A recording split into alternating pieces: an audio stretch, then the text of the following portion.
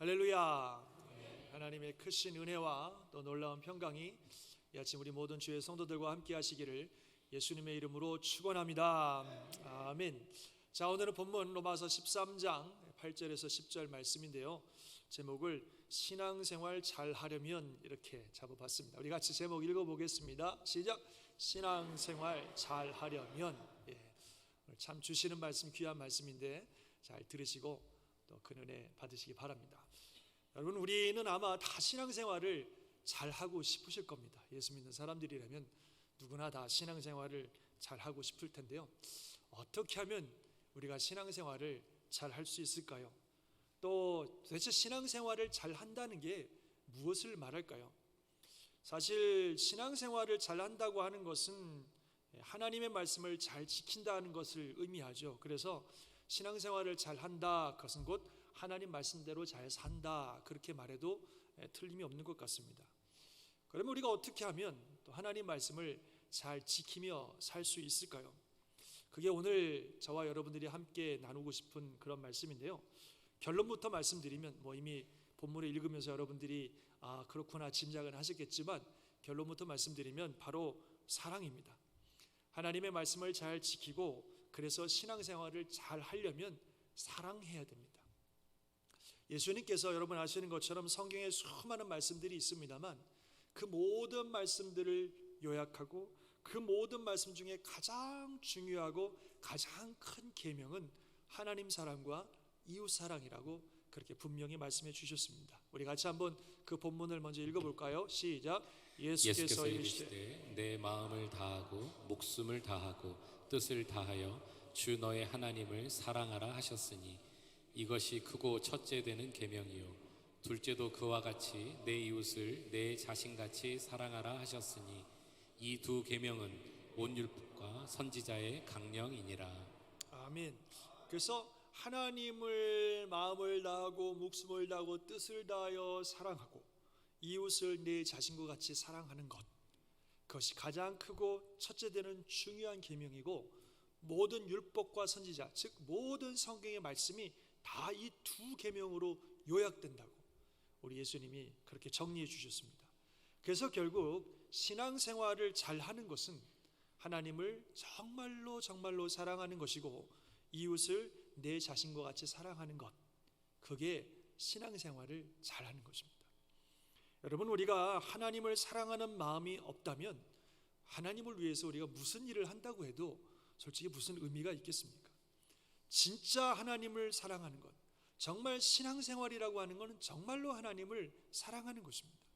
마음을 다해서, 뜻을 다해서, 힘을 다해서 하나님을 사랑하는 것, 그게 신앙생활입니다. 그래서 하나님을 우리가 사랑하기 때문에 예배를 드리는 것도 하나님을 사랑하기 때문에 예배 드리는 거고, 좀 아까 헌금도 했습니다만 헌금을 드리는 것도 하나님을 사랑하기 때문에 그러는 것이고, 교회에서 이런저런 모습으로 봉사하시고 헌신하는 것도 하나님을 사랑하기 때문에 그러시는 줄 믿습니다. 하나님을 사랑하기 때문에 하나님 외에 다른 신들을 우리가 섬기지 않는 것이고, 하나님을 사랑하기 때문에 하나님의 날이라고 하는 이 날을 소중하게 생각하여 이 날을 기다리고 이 날에 이렇게 주의 전에 와서 예배 드린 것 아니겠습니까? 하나님을 사랑하기 때문에 그 모든 계명들을 지키려고 하는 것입니다.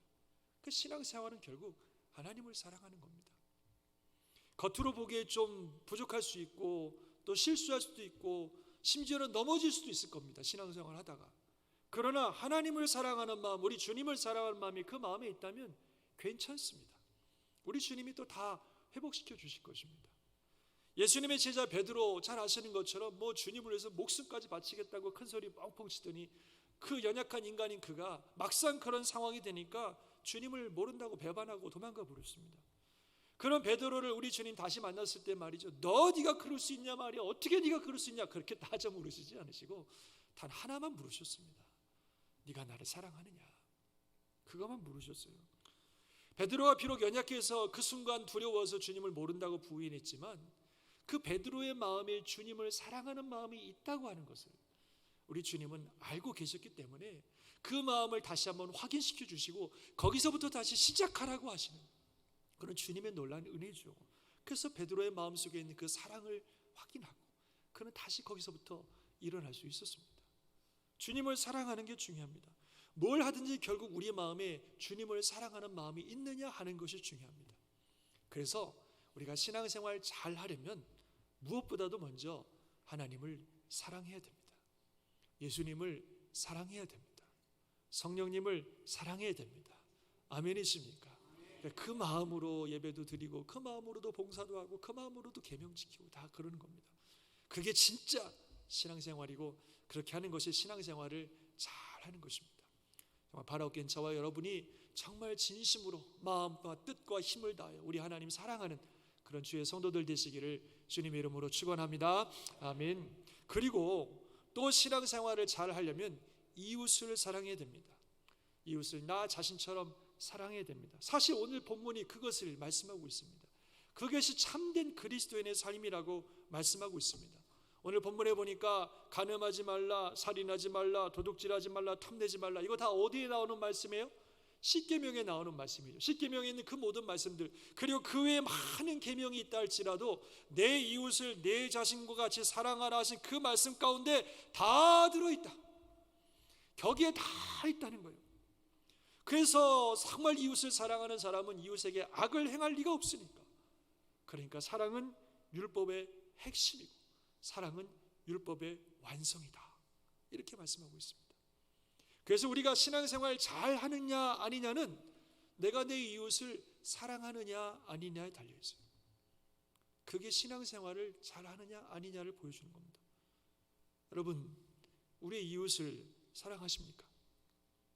내 가족, 내가 좋아하는 사람들, 나와 맞는 사람들을 사랑하는 것은 신앙이 아니어도, 교회가 아니어도 얼마든지 가능한 일입니다. 여기서 이웃은 그런 사람들을 포함해서, 그런 사람들을 넘어서 나와 피 한 방울 안 섞인 사람일 수도 있겠죠.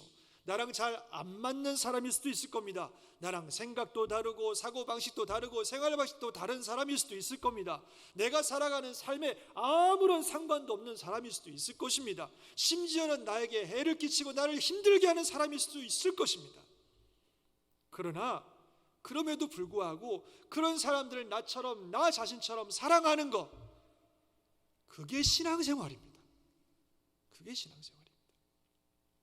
다른 사람들은 관심도 없고 또 섬길 생각도 없고 사랑할 생각도 없고 그저 내 마음에 드는 사람, 편한 사람들과만 함께 있으려고 하고 나 자신을 위해서 교회에 와서 예배 드리고 나 자신 만족하고 내가 좋아하고 내가 원하는 것만 하려고 한다고 하면 엄밀한 의미에서 그거는 신앙생활이라고 말할 수가 없다는 거예요. 왜냐하면 앞서 말씀드린 것처럼 신앙생활이라고 하는 건 하나님의 말씀 따라 사는 게 신앙생활인데, 하나님의 계명을 잘 지키는 게 신앙생활인데, 하나님의 계명을 다 합치면 모든 하나님의 계명의 핵심과 총체가 내 이웃을 내 자신과 같이 사랑하는 거라고 말씀하셨습니다. 우리가 이웃을 사랑하는 일을 하지 않는다면 어떻게 신앙생활하는 것이라고 말할 수 있겠느냐 하는 것이죠.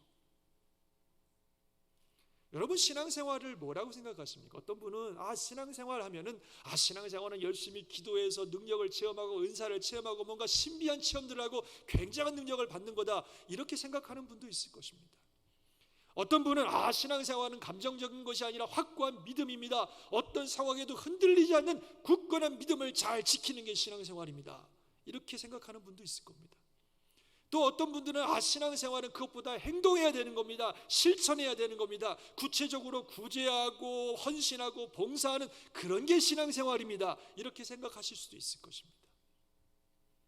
그런데 성경은 이 모든 것들에 사랑이 없으면, 그 어떤 거라도 사랑이 없으면 아무 소용이 없다라고 우리에게 말씀하고 있습니다.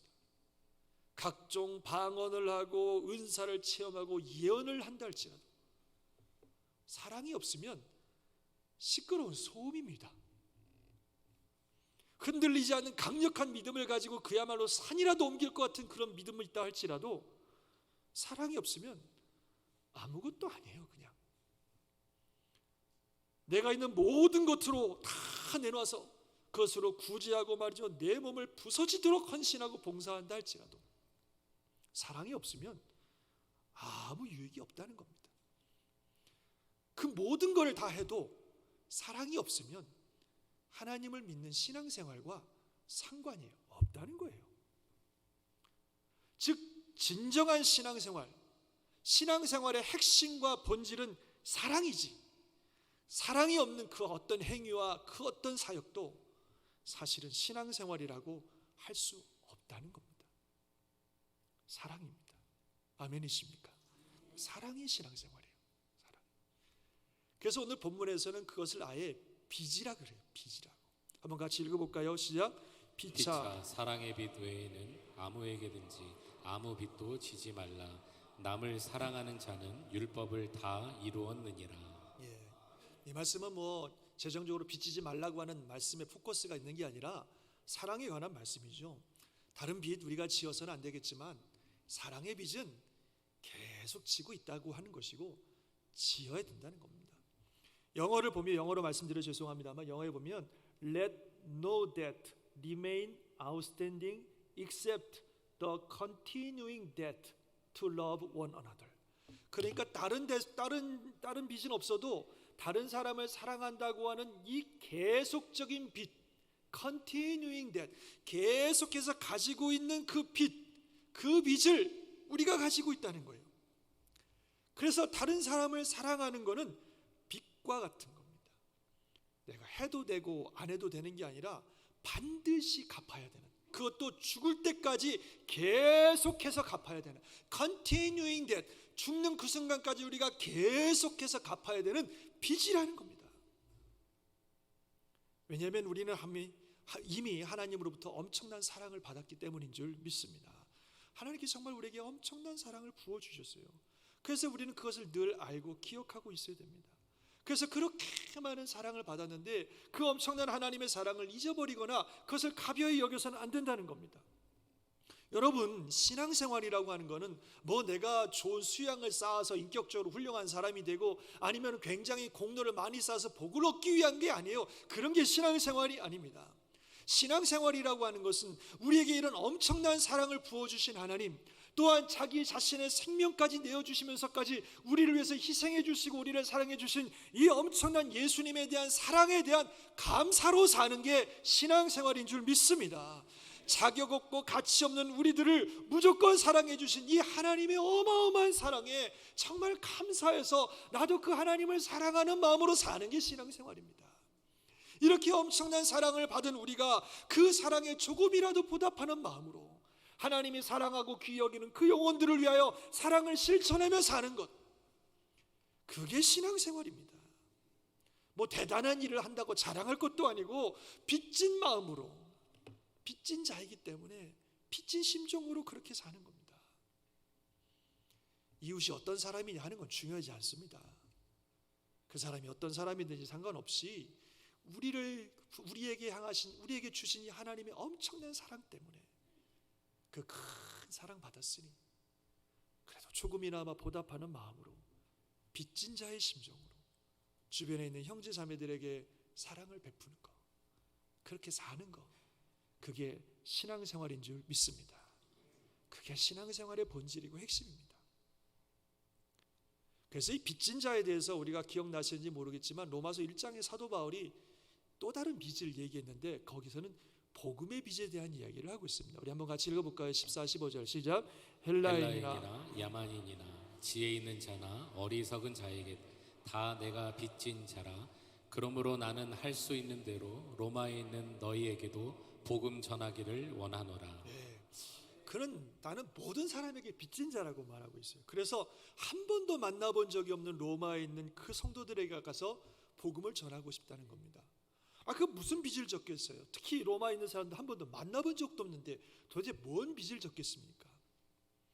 그 하나님이 주신 이 엄청난 사랑과 이 놀라운 복음의 축복을 누리고 있기 때문에 이것을 다른 사람들에게 정말 전해주고 그 사랑과 그 복음을 전해주는 것은 빚진 거랑 마찬가지라는 거죠. 당연히 해야 되는 의무이고 자신의 책임이라는 겁니다. 하나님으로부터 이런 엄청난 사랑과 은혜를 받았기 때문에 다른 사람들에게 이걸 전해주고 그 사랑을 베푸는 건 당연히 해야 되는 의무이고 책임이라는 겁니다. 그래서 고린도전서에서 말하기를 자기가 복음을 전하는 건 자랑할 게 아니라 이건 부득불하는 거다, 반드시 해야 되는 거다, 심지어는 만약에 내가 이걸 하지 않으면 하나님으로부터 벌 받을까 봐 무섭다, 하나님이 나에게 그렇게 많이 사랑해 주시고 은혜를 주셨는데 그 사랑을 받고도 가만히 있다고 하는 건 말도 안 되는 일이다. 이거 당연히 해야 되는 일이란 말이에요. 그래서 나는 그 의무 때문에, 그 책임감 때문에 빚진 마음으로 끝까지 복음을 전하며 산다고 하는 게 사도 바울의 고백입니다. 이건 우리의 고백이 되어야 되는 줄 믿습니다. 하나님께 큰 은혜와 사랑을 받은 우리들은 다른 사람들에게 그 사랑을 줘야 되는 책임과 의무가 있습니다. 죽는 날까지 우리가 진 빚입니다. 그래서 우리는 죽는 날까지, 마지막 순간까지 이 사랑의 빚을 갚아야 되는 줄 믿습니다. 그래서 이웃사랑이라고 하는 건 빚진 자의 마음으로 하는 거예요. 하나님이 주신 빚, 이 사랑에 조금이라도 보답하는 마음으로 우리가 하는 게 이웃사랑입니다. 그래서 그런 의미에서 신앙생활 한번 따라해 봅시다. 신앙생활은 죽을 때까지 사랑의 빚을 갚는 것이다. 아멘이십니까? 정말 죽을 때까지 사랑의 빚 갚고 사는 게 그게 신앙생활입니다. 그래서 8절을 다시 보면 사랑의 빚 외에는 아무에게든지 아무 빚도 지지 말라. 남을 사랑하는 자는 율법을 다 이루었느니라. 우리가 정말 이 사랑의 빚진 자의 심정으로 열심히 사랑하는데 그 남을 사랑하는 자가 율법을 다 이루었다고 말씀하고 있어요. 사랑이 율법의 핵심이고 사랑이 율법의 전부고 사랑이 율법의 목적이고 사랑이 모든 것입니다. 그래서 빚진 자의 마음이라도 남을 사랑하는 그가 율법을 다 이룬 것이고 정말 제대로 신앙생활하는 것이라고 우리 주님 말씀하고 있습니다. 그래서 하나님을 사랑하는 것, 그리고 이웃을 사랑하는 것, 그게 말씀의 핵심입니다.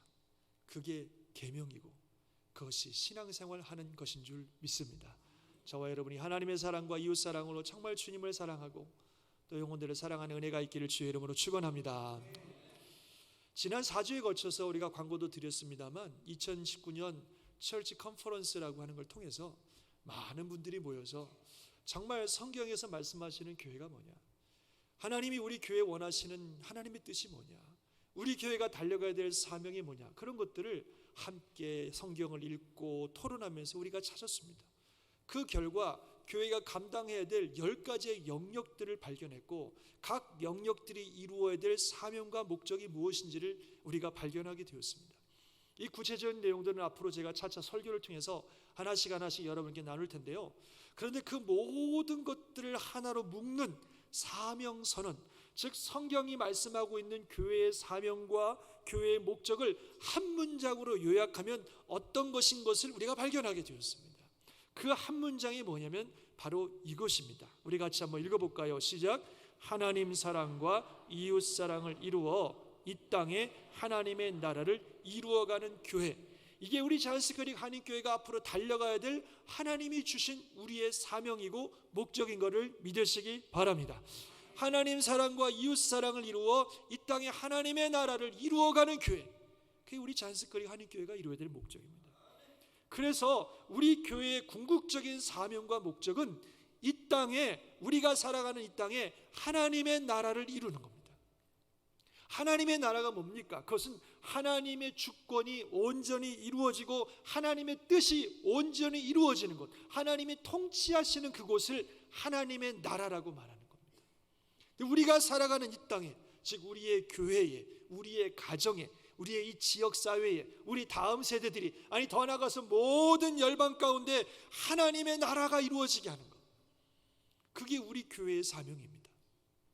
그런데 그 사명을 이루는 방법, 그 사명을 이루는 길이 뭐냐면 하나님 사랑과 이웃 사랑이라고 하는 이 두 계명을 지키는 것입니다. 하나님을 우리가 온 마음과 뜻과 정성을 다하여 사랑하고 이웃을 내 몸처럼 사랑한다면 우리가 살아가는 가정과 교회와 삶의 자리에 하나님의 나라가 이루어지는 줄 믿으시기 바랍니다. 그것을 이루는 게 교회의 사명이고, 그것을 이루는 게 교회를 구성하고 있는 저와 여러분들의 사명이고, 그것을 이루는 것이 곧 신앙생활입니다. 사랑하는 성도 여러분, 사랑해야 됩니다. 결국 사랑입니다. 우리가 해야 되는 것, 우리의 신앙생활의 본질은 사랑입니다. 사랑하면 돼요. 사랑하면 됩니다. 하나님을 마음으로 사랑하면 됩니다.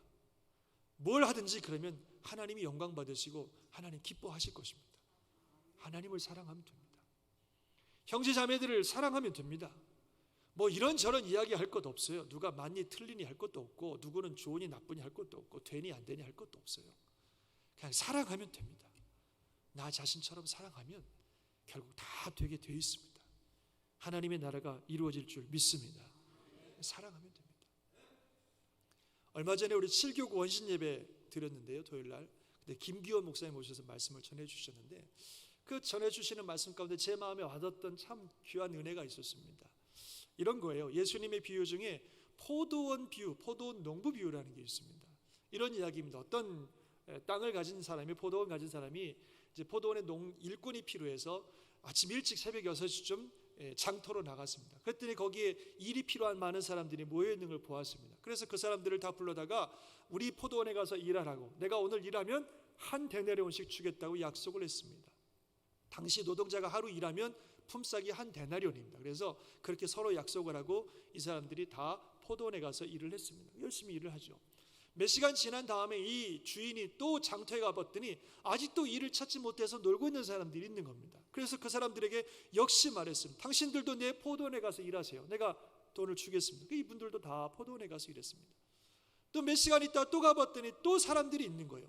또 그 사람들도 포도원에 가서 일하게 해줬습니다. 계속 그랬습니다. 심지어는 하루 일과가 6시면 끝나는데 5시에 장터를 가봤더니 아직도 일이 없어서 놀고 있는 사람들이 있는 거예요. 어떻게든지 일을 찾아보려는 사람들이 있는 거예요. 불쌍한 마음이 들어서 당신들도 내 포도원에 가서 일하세요. 그래서 그 사람들도 포도원에 가서 일하도록 해주었습니다. 1시간이 지나서 오후 6시가 되어서 일과가 끝났습니다. 그래서 이제 품삯을 받을 시간이 됐습니다. 맨 마지막에 와서 1시간밖에 일하지 못한 사람부터 왔어요. 근데 그 사람들에게 이 주인이 한 데나리온을 주는 거예요. 하루 품삯을. 그러니까 그걸 보았던 아침부터 일찍 온 사람들이 그걸 보더니 은근히 마음에 기대를 하기 시작하는 겁니다. 야, 저 사람들 1시간밖에 일 안 했는데도 한 데나리온을 주네. 야, 우리는 아침부터 저녁까지 일을 했으니까 한 10데나리온, 아니 최소한 5데나리온 이상 받겠다, 이런 기대를 했습니다. 근데 자기 순서가 되었는데 이 주인이 자기들에게도 다 한 데나리온만 주는 겁니다. 그러자 막 이 사람들이 막 불평을 하고 원망을 하고 항의를 하는 거예요. 아니 주인어른, 이럴 수가 있습니까? 저 사람들은 기껏해야 1시간밖에 일 안 했는데 우리는 하루 종일 땡볕에서 고생하며 일했는데 저 사람도 한 데나리온 주고 우리도 한 데나리온 준다는 것은 불공평합니다. 이럴 수 없는 겁니다. 그래서 막 항의를 하는 거예요. 그랬더니 그 주인이 이렇게 얘기합니다. 친구여, 내가 너에게 잘못한 것이 없노라. 너와 내가 한 데나리온의 약속을 하지 아니하였느냐? 네 것이나 가지고 가라. 나중에 온 이 사람에게 너와 같이 주는 것이 내 뜻이니라. 내 것을 가지고 내 뜻대로 할 것이 아니냐? 내가 선함으로 네가 악하게 보느냐? 이렇게 말씀하셨어요. 맞는 말씀이죠. 아침부터 온 사람들 원래 한 데나리온 받기로 약속해서 일을 했으니까 한 데나리온 받은 것이고, 나머지 사람들에게 한 데나리온을 주든 2데나리온을 주든 그건 주인이 알아서 결정할 일이지 자기들이 불평할 사항이 아니거든요. 오히려 자신들을 불러다가 일을 하게 해주고, 그래서 하루에 품삯을 주어서 그 돈을 가지고 집에 가서 먹을 걸 사고 가족들을 보양할 수 있는 이런 은혜를 준 주인에게 감사할 일이지, 그게 불평할 일이 아닌 거예요. 그런데 이 노동자들은 다른 노동자들에 대한 시기와 그 욕심 때문에 자기가 주인에게 받은 은혜는 완전히 잊어버리고 불평하고 있는 겁니다. 하루 일과를 마치고 품삯을 받는 이 순간은 그 어떤 것보다도 가장 행복하고 감사하고 즐거워야 될 시간인데 그 불평과 원망 때문에 모든 것들이 다 사라졌다는 거죠. 이게 우리들의 모습이라는 거예요. 하나님이 우리에게 주신 은혜는 생각하지 아니하고 다른 사람들과 비교하고 욕심 부리고, 그래서 시기하고 질투하고 원망하고, 그래서 하나님이 주신 은혜 때문에 가장 행복해야 될 교회 공동체가 싸움과 분열과 다툼이 일어나는 이런 일들이 있다는 것이요. 참 안타까운 일입니다. 그런데 그 목사님이 그런 얘기를 하다가 이런 얘기를 했어요. 만약에 그 1시간 일하고 하루 일당을 받은 사람이 이 불평하는 사람들의 아들이라면 어떻게 얘기했을까요? 그러더라고요. 그 말씀 듣는데 아주 마음에 탁 와닿습니다. 만약에 1시간 일하고 이 하루 일당을 받은 사람들이 불평 많은 사람들의 자기 아들이었다면 이 사람들이 뭐라 그랬을까요? 불평했을까요? 아니죠. 아이고 너무 감사해요. 너무 감사해요. 아니 제 1시간밖에 일을 안 했는데 한 데나리온을 주시다니요. 너무너무 감사해요. 너무 감사해요. 그렇지 않아도 제가 이제는 오늘 일당 못 벌면 어떡하나 내가 걱정했는데 아니 나에게도 일을 주신 게 너무 감사한데 내 아이에게 그래봐야 1시간밖에 일을 안 했는데 한 데나리온을 주시다니 너무너무 감사해요. 막 이러면서 감사를 곱빼기로 했을 거예요. 자기 아들이었다면. 무슨 말씀입니까? 우리 옆에 있는 형제 자매들을 정말 나 자신처럼 여기고 내 가족처럼 여긴다면 우리 안에 무슨 원망, 시기, 불평 그런 게 어떻게 일어날 수가 있냐는 거예요. 형제가 잘 되고 나보다 더 큰 은혜를 받으면 그게 내 기쁨이죠. 옆에 있는 분들이 내 아이고 말이요, 내 부모님이고 내 형님이고 내 동생이고 내 가족이라고 하면 정말 그들에게 하나님의 은혜가 임하고 큰 복을 받는 것 보면 하나님께 너무 감사한 거죠. 내게 은혜 주신 것도 감사한데 정말 이렇게 귀한 형제들에게 이런 복을 주시니 하나님 너무 감사합니다. 그러면서 진심으로 우리 지난 로마서 12장에 나온 것처럼 즐거워하는 자들과 함께 즐거워하고 우는 자들과 함께 우는 그런 사랑의 공동체가 이루어질 줄 믿습니다. 그게 교회의 모습이 되어야 됩니다. 그게 성도의 모습이 되어야 됩니다. 그것이 신앙생활입니다. 그렇게 살 때에 우리가 살아가는 이곳에 하나님의 나라가 이루어지는 것입니다. 그게 우리가 이루어야 될 사명이고 우리의 목적인 것을 믿으시기 바랍니다. 정말로 우리 성도들 형제자매들을 내 몸처럼 내 가족처럼 사랑하는 그런 은혜가 있기를 주의 이름으로 축원합니다. 말씀을 마치겠습니다. 한번 따라해 보실까요? 신앙생활에 사랑이 빠지면 시체다. 안고 빠진 찐빵이다. 신앙생활에 사랑이 빠지면 아무것도 아닙니다. 그 뭘 한다고 해도 신앙생활에 사랑이 빠지면 아무것도 아닙니다. 신앙생활은 하나님을 마음과 뜻과 정성을 다하여 사랑하는 것이고 신앙생활은 내 이웃을 내 몸처럼 사랑하는 것입니다. 그게 신앙생활이고 그걸 하는 것이 신앙생활 잘 하시는 것입니다. 이 사랑이 우리 안에 넘치기를 주님의 이름으로 축원합니다. 아멘. 기도하겠습니다.